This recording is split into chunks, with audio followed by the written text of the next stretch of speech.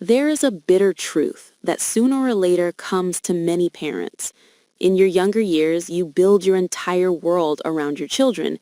You sacrifice quietly, give yourself away, and slowly forget who you are. But as time passes, a day arrives when those very children whose hands you once held and whose path you showed become independent, and they no longer need you the way they once did. Then the pillar of the home gradually turns, in their eyes, into something like an extra burden. In the fast rhythm of modern life, people have learned to set aside anything that slows them down, even if that thing is the slow steps of their parents. For many parents, this reality appears in the second half of life, and it comes as a great shock. But this is the nature of life, merciless and always moving forward. And this is where you too must be firm in protecting your inner peace, even a little ruthless. The relationship between parent and child is one of the deepest and most sacred human bonds, but when it is mixed with ignorance and mistakes, it can slowly become poisoned. Respect cannot be restored through anger, nor through begging to be seen. Here we need an inner transformation. In this video, using Carl Jung's analytical psychology, we speak about 5 important principles, 5 changes which, if you begin them today, can transform how your children look at you and treat you. First principle, never place yourself in a position of disrespect. This may sound familiar. You go to your child's home with enthusiasm, wanting to share old memories or a few words from your life experience. But you are met with eyes buried in a phone and a cold indifference. Your words do not matter, and neither does your presence. And in silence, you ask yourself, since when did I become so invisible? The truth is this: respect is not something you beg from others. Respect comes from within, from how you treat yourself, and how far you allow others to go with you. Each time you remain in a situation where you are humiliated, you are silently saying, I do not value myself either. Sometimes staying alone with dignity is more honorable than remaining in a gathering that does not respect you. People, even your children, respect boundaries only as much as they are forced to. If after being disrespected you remain silent and stay constantly available, you are in fact giving permission for it to continue. Respect is formed when the other person knows that if they cross the line, they may lose your presence and attention. There is an unwritten rule in every relationship. If you want to be valued, do not always be available. Nietzsche said, anything that is too cheap and always accessible loses its value in the eyes of others. Your dignity lies in being a person with your own inner world, your own plans, interests, and life path. Not someone who is always ready to set themselves aside whenever others wish.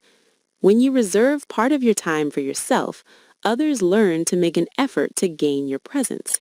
So the first step in restoring respect is this: be less present where you are humiliated.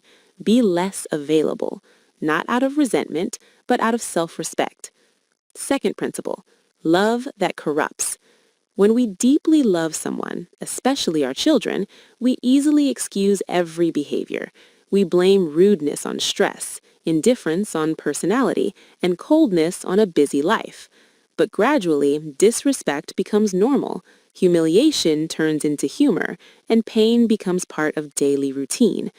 Jung said, the human mind distorts reality to escape psychological pain, and one of its most dangerous forms is denial. You see something, but you do not want to see it, because accepting it is too heavy. But denial is not healing. It only postpones the pain.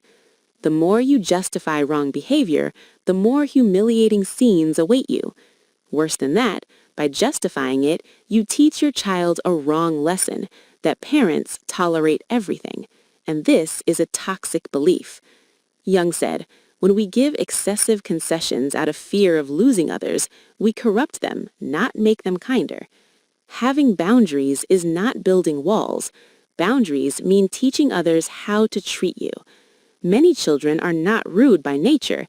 They simply were never given clear boundaries. A boundary means being able to say, when you speak to me this way, I feel disrespected. If it continues, I will end the conversation. I love you, but I do not allow humiliation. This simple sentence both preserves your dignity and teaches your child how to treat you. Third principle, do not turn love into emotional debt. Many parents, without realizing it, move from loving to demanding love, with sentences like, why don't you call less often? Or, do you remember how much I suffered for you? But love is a gift, not an invoice.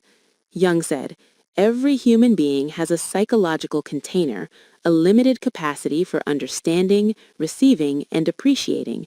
Some people, even our children, do not yet have the capacity to receive all the love we give them, not because they are bad, but because of emotional immaturity. Time is a cruel but fair teacher. They too will grow old one day and understand the meaning of your strength. Do not seek to be loved. Be someone they can lean on. Fourth principle, being too good destroys respect. When you give endlessly, without boundaries, without expecting appreciation, you don't create more love, you create more expectation. Sometimes you must step back so others can feel the weight of your absence. And the fifth and most important principle, live beyond the role of being a parent. If your identity is defined only by parenthood, when your child leaves, you become empty as well. Jung said, many mental illnesses begin when a person loses connection with their inner center. Build an independent life.